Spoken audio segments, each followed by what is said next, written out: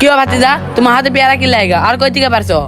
কাকা পেয়ারা দুটি আমি এখান থেকে পারিনি, উপরে চোর আছে। কাকা আপনার খবর দিতে দেখতেছিলাম, লন চৌধুরী। লো ভাতিজা আজকে চলে রে নেংটাগের আশ্রম। কাকা দেখেন ও কি করে। হাল্লার পু হালা, তুই আমার চিনস না? তুই আমার কাছে পেয়ারা চুরি করস? দাঁড়া।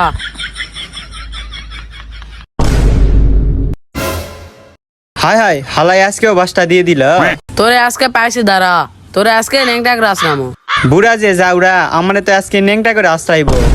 কাকা সাইরে দেন কাকা, আর করবো না কাকা। দাঁড়া দাঁড়া দাঁড়া, তুই আমার কাছে পেয়ারা পারস? তুই নেংটা হ, তোর নেংটাগের আজকে আশ্রম।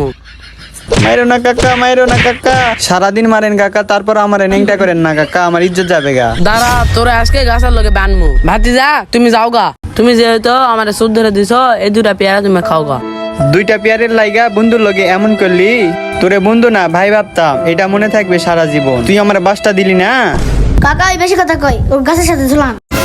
কাকা যদি খারাপ লোক হোক, আমার দুইটা পেয়ারা খাইতে দিছে। যাক আমি তো বাঁচলাম, নিচে বাঁচলে বাবার নাম, যাই তাদের পালাই।